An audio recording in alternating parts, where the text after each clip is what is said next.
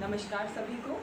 आज हम BSc part third का एक टॉपिक पढ़ेंगे बॉटनी में, वो है सेल मेम्ब्रेन।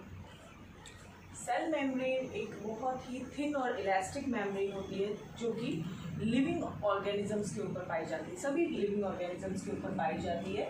इसकी जो बेसिक प्रॉपर्टी वो ये है कि ये सेलेक्टिव मेम्ब्रेन है, ये लिविंग है नेचर में, इसलिए लिविंग बाउंड्री है, और इसका यूनिवर्सल स्ट्रक्चर है। मीन्स ये प्रोकैरियोट्स, यूकैरियोट्स सभी के अंदर सेम है, बस कुछ माइन्यूट से एक्सेप्शन है, वो हम बाद में पढ़ते हैं।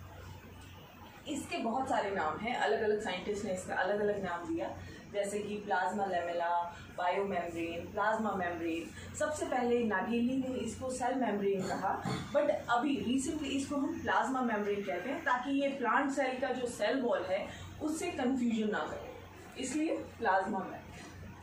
इसके अब हम अगर कंपोजिशन की बात करें तो ये बेसिकली 3 चीज़ों से बना हुआ होता है, लिपिड्स, प्रोटीन, कार्बोहाइड्रेट। इसमें सबसे ज़्यादा जो पोर्शन है वो जनरली, वैसे तो सारे ऑर्गेनिजम्स के अंदर अलग अलग प्रोपोर्शंस होता है, बट जनरली जो प्रोटीन्स होता है उसका कंपोजिशन ज़्यादा होता है, जो 40 से 60% के बीच में होता है, और जो लिपिड्स होता है वो जनरली 40% होता है, और सबसे कम जो इसका पार्ट है वो कार्बोहाइड्रेट्स का होता है। उसके बाद में जैसे स्ट्रक्चर, मेनली अब स्ट्रक्चर की बात करें, हाँ उस जैसे अब लिपिड्स में है, लिपिड्स बेसिकली इसके अंदर 3 तरह के पाए जाते हैं। जो सबसे मेजर कंस्टिट्यूएंट है, जो 70 to 80% पार्ट बनाता है लिपिड्स का, वो है फॉस्फोलिपिड्स, फिर उसके बाद में कोलेस्ट्रॉल, और फिर उसके बाद में है ग्लाइकोलिपिड्स। जिस ग्लाइकोलिपिड्स क्या होते हैं, जब शुगर प्लस लिपिड्स आपस में कॉम्प्लेक्स बनाते हैं तो ग्लाइकोलिपिड्स में कहलाते हैं। उसके बाद में अगर हम प्रोटीन की बात करें तो प्रोटीन में इसमें बेसिकली 2 अमीनो एसिड ज़्यादा पाए जाते हैं, वो है आर्जिनिन और लाइसिन। अब स्ट्रक्चर ऑफ बायोमेम्ब्रेन, टाइम पे अलग अलग साइंटिस्ट ने अलग अलग तरह के मॉडल्स को प्रपोज किया, जिसमें सबसे फर्स्टली जो था वो सैंडविच मॉडल या ट्राई लेमिनर मॉडल था, जो कि डैरसन एंड डैनियल ने दिया था 1935 में। इसमें ये कहा गया था, जैसे हम सैंडविच खाते हैं, सैंडविच में 2 ब्रेड्स होते हैं, ब्रेड्स के बीच में जो मसाला होता है, सेम उसी तरीके से उन्होंने कहा कि जैसे 2 ब्रेड्स हैं वैसे ही 2 प्रोटीन की लेयर्स हैं, और बीच में जो अपना जो भी मसाला होता है वो है लिपिड्स। तो उनका जो मेनली जो उनकी लेंथ थी, ब्रेथ थी, वो थी लिपिड्स की 35 एंगस्ट्रॉम, और जो दोनों प्रोटीन लेयर्स थी उनकी 20 एंगस्ट्रॉम। तो वो जो उन्होंने दिया था वो कुछ इस तरह का था कि जैसे ये ब्रेड वाला जो 2 स्लाइसेस है, ये प्रोटीन्स हैं जो आपको रेड कलर की दिख रही है, ये प्रोटीन्स ऊपर वाले हैं, और बीच में फॉस्फोलिपिड्स लेयर है।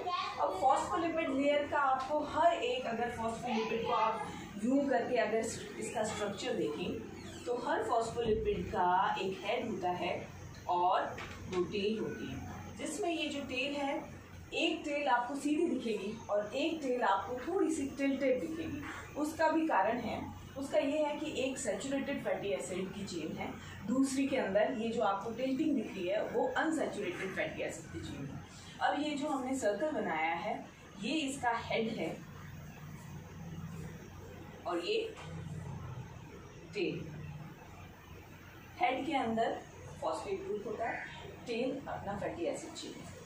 अब जो हेड है वो हाइड्रोफोबिक इन नेचर होता है और पोलर होता है। ये हाइड्रोफोबिक है और टेल है hydrophilic.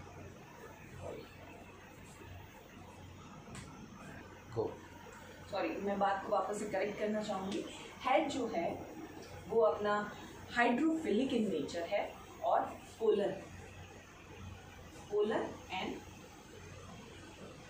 Hydrophilic in nature, and जो टेल है वो नॉन पोलर है एंड हाइड्रोफोबिक। हाइड्रोफोबिक मीन्स वो वाटर को अट्रैक्ट नहीं करती है, हाइड्रोफिलिक मीन्स वाटर को अट्रैक्ट करती है। तो ये इसका फॉस्फोलिपिड का एक स्ट्रक्चर है, जनरल स्ट्रक्चर है।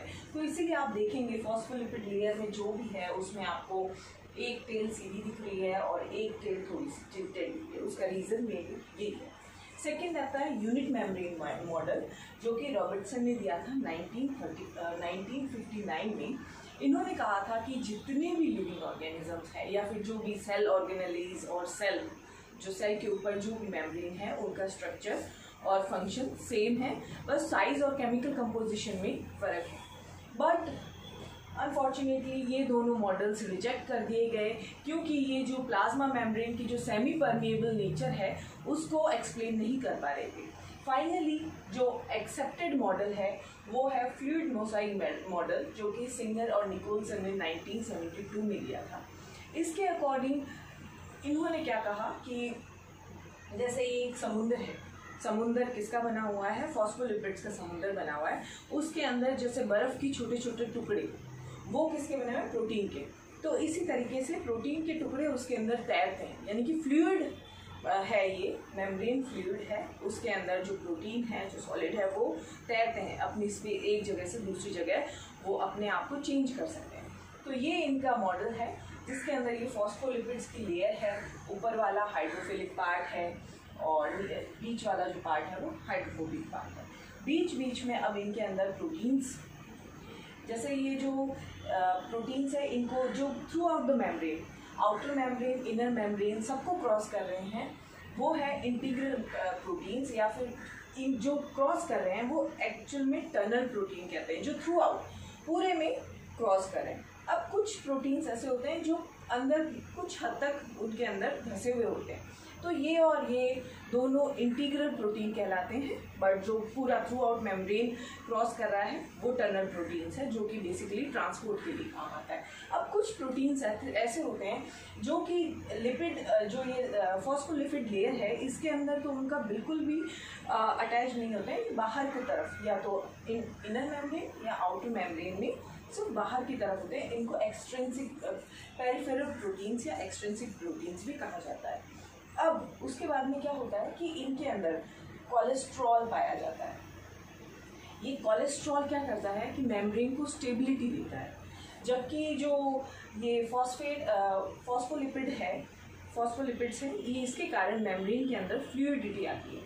उसके बाद में अब आप यहाँ पे और देखेंगे कि ग्लाइकोप्रोटीन्स, ग्लाइकोलिपिड्स, जब शुगर मॉलिक्यूल किसी प्रोटीन से जुड़ता है तो वो ग्लाइकोलिपिड्स कहलाता है, और जब ये लिपिड से जुड़ता है कोई भी शुगर मॉलिक्यूल तो फॉस्फोलिपिड्स कहलाते हैं। अब यहाँ पे कुछ टर्नल प्रोटीन्स के बाद में स्पेक्ट्रिन्स भी लगे हुए हैं। स्पेक्ट्रिन्स जो अंदर की तरफ दूसरे प्रोटीन्स जब इन्हीं दूसरे प्रोटीन्स के साथ अटैच होते हैं तो स्पेक्ट्रिन्स कहलाते हैं। अब ये जो मेम्ब्रेन है, ये थोड़ी इंपॉर्टेंट बात ये है कि ये एसिमेट्रिक स्ट्रक्चर होता है। एसिमेट्रिक स्ट्रक्चर कैसे होता है कि इसके अंदर जो आपको ग्लाइकोप्रोटीन्स, ग्लाइकोलिपिड्स जो मिलेंगे वो सिर्फ आपको आउटर मेम्ब्रेन के ऊपर ही मिलेंगे। ये इंटरनल जो मेम्ब्रेन है, जो सेल के अंदर की तरफ, जो साइटोप्लाज्म के अंदर की तरफ है, उसके अंदर आपको कभी भी ग्लाइकोप्रोटीन और ग्लाइकोलिपिड्स देखने को नहीं मिलेंगे। सेकेंड थिंग, ये जो स्पेक्ट्रिन प्रोटीन है ये आपको सिर्फ और सिर्फ अंदर की तरफ मिलेगी। तो ये जो कुछ स्पेसिफिक कैरेक्टर है इसके कारण ये एसिमेट्रिक स्ट्रक्चर है, यानी कि अंदर और बाहर दोनों की तरफ सेम स्ट्रक्चर नहीं है। अब बात की जाए फॉस्फोलिपिड्स की, तो ये कुछ फॉस्फोलिपिड्स का मैंने आपको यहाँ पे स्ट्रक्चर अच्छे से बता दिया है कि ये कैसा है, इसके एक टेल टिल्टेड क्यों है, अनसैचुरेटेड फैटी एसिड के कारण। अब इसमें कुछ जो फॉस्फोलिपिड्स पाए जाते हैं वो है स्पिंगोमाइलिन, फॉस्फेटिडाइल सीरीन, फॉस्फेटिडाइल कोलिन, इस तरह के कुछ फॉस्फोलिपिड्स के ये एग्जाम्पल्स हैं। अब ये जो फॉस्फोलिपिड्स हैं ये पहले बताया कि बेसिकली ये फ्लूइडिटी के लिए काम आते हैं ये, और जो कोलेस्ट्रॉल है वो मेम्ब्रेन को स्टेबिलिटी देता है। अब बेसिक डिफरेंस, राइट, अब हम बात करते हैं यूनिवर्सल स्ट्रक्चर तो है, बट हमने अब जो पिछली क्लास थी उसके अंदर प्रोकैरियोट्स और यूकैरियोट्स की डिफरेंसेस के बारे में भी पढ़ा था। उसमें एक और जो डिफरेंस है वो ये है कि प्रोकैरियोट्स की सेल मेम्ब्रेन के अंदर हमें कोलेस्ट्रॉल नहीं देखने को मिलता, उसमें कोलेस्ट्रॉल की जगह होपेनॉइड्स देखने को मिलते हैं। तो ये बेसिक डिफरेंस है प्रोकैरियोट्स और यूकैरियोट्स की सेल मेम्ब्रेन के अंदर। अब बात आती है ट्रांसपोर्ट की, जो कि सेल मेम्ब्रेन का एक्चुअल जो फंक्शन है वो ट्रांसपोर्ट का है। और भी बहुत सारे फंक्शंस हैं, जैसे कि सेल सिग्नलिंग में काम आती है, उसके ऊपर जो भी एंजाइम्स वगैरह होते हैं वो सेल सिग्नलिंग, सेल रिकॉग्नाइजेशन, इन सब का भी काम है सेल मेम्ब्रेन का। अब जो ट्रांसपोर्ट है, ट्रांसपोर्ट बेसिकली 3 तरह का ट्रांसपोर्ट होता है, पैसिव ट्रांसपोर्ट, एक्टिव ट्रांसपोर्ट और बल्क ट्रांसपोर्ट। पैसिव ट्रांसपोर्ट यानी कि ऐसा ट्रांसपोर्ट जिसके अंदर मॉलिक्यूल्स का आदान प्रदान हो रहा है throughout cell membrane but without energy. इसके अंदर एनर्जी नहीं लगेगी, और एनर्जी सेल के अंदर एनर्जी किस फॉर्म में लगती है? एटीपी के फॉर्म में। तो इसके अंदर एटीपी की ज़रूरत हमें नहीं है पैसिव ट्रांसपोर्ट के अंदर। तो ऐसा कौन सा है? डिफ्यूजन। डिफ्यूजन में क्या होता है, जब हायर कंसंट्रेशन से लोअर कंसंट्रेशन की तरफ जब मॉलिक्यूल जब ट्रेवल करते हैं तो डिफ्यूजन कहलाता है। उसमें एक आपने वर्ड सुना होगा ऑस्मोसिस। ऑस्मोसिस पर्टिकुलरली हम वाटर के फ्लो के लिए बात करते हैं। डिफ्यूजन गैसेस के लिए होता है, ऑस्मोसिस वाटर के लिए होता है। जब हायर कंसंट्रेशन से लोअर कंसंट्रेशन की तरफ वाटर मूव करता है थ्रू दिस मेम्ब्रेन तो वो ऑस्मोसिस कहलाता है। तो ये पैसिव ट्रांसपोर्ट का है। Now active transport. Active transport क्या है? जब एनर्जी की नीड होती है, एनर्जी किस फॉर्म में? एटीपी। जब एटीपी चाहिए, एटीपी की जरूरत है तो वो एक्टिव ट्रांसपोर्ट है। इसमें जैसे पोटेशियम, सोडियम पंप्स, ये सब इसके एग्जाम्पल है। जब जब हायर कंसंट्रेशन, लोअर कंसंट्रेशन से हायर कंसंट्रेशन की तरफ ऐसे हो गया, हायर कंसंट्रेशन लोअर कंसंट्रेशन से वापस हायर कंसंट्रेशन की तरफ अगर किसी मॉलिक्यूल्स को भेजना है तो वो एक्टिव ट्रांसपोर्ट के थ्रू होगा, उसमें एनर्जी की ज़रूरत होगी। अब बल्क ट्रांसपोर्ट। बल्क ट्रांसपोर्ट में क्या होता है? एंडोसाइटोसिस और एक्सोसाइटोसिस। ये जब वेसिकल्स के फॉर्म में जब सेल्स के बाहर कोई चीज़ मॉलिक्यूल्स निकलते हैं तो वो एक्सोसाइटोसिस कहलाता है। एंडोसाइटोसिस यानी कि जब वेसिकल के फॉर्म में कोई भी मटेरियल अंदर इनटेक होता है सेल के, एंडोसाइटोसिस। एंडोसाइटोसिस भी दो तरह का होता है, फेगोसाइटोसिस और पिनोसाइटोसिस। फेगोसाइटोसिस जब कोई सॉलिड चीज़ आप सेल के अंदर सेल इनटेक कर रहा है तो फेगोसाइटोसिस है। और पिनोसाइटोसिस कब है? जब वाटर, कोई भी लिक्विड मटेरियल अंदर की तरफ इनटेक कर रहा है। तो ये आपका सेल मेम्ब्रेन के बारे में था।